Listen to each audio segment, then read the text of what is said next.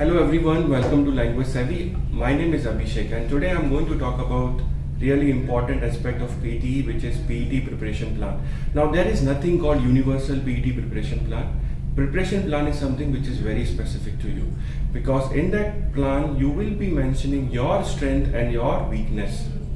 Right? In PET there are 4 sections and 20 question types. So what we need to do right now is we'll do one exercise.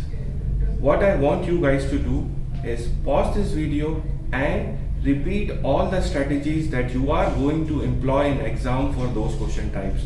Now, if you are able to do it, good. If you are not able to do it, this is where you need to talk to someone. Now, remember, all the fingers are not same. We have some strength and we have some weaknesses. So we need to work on our weaknesses. Now let me give you some question types or some difficulties that can arise in those question types. Take read aloud. Now read aloud is very simple question, right? You will be reading some text. But again, there could be some difficulties that can arise in that particular or in the exam. For example, if the read aloud has some difficult word which you are not able to pronounce, how you are going to deal with that?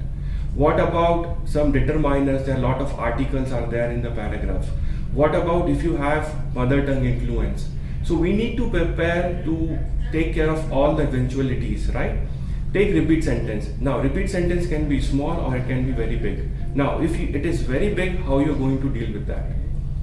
Come to the reading section. Does your reading section preparation only includes repeated questions? If I give you a new question, are you confident that you are able to do it? How much you know about the grammar? Right? So we'll be asking all those questions, or I would suggest you guys ask questions. Now when you ask questions, you understand more.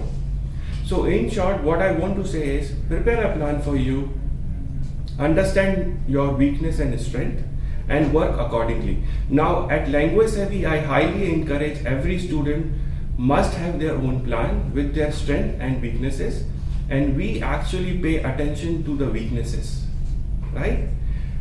This is what I want to convey in this short video, and Language Savvy wishes you all the very best for your PET exam taker. Now at Language Savvy we do many demo PET classes. Now this Sunday 23rd of August is just another class. Please feel free to join that class.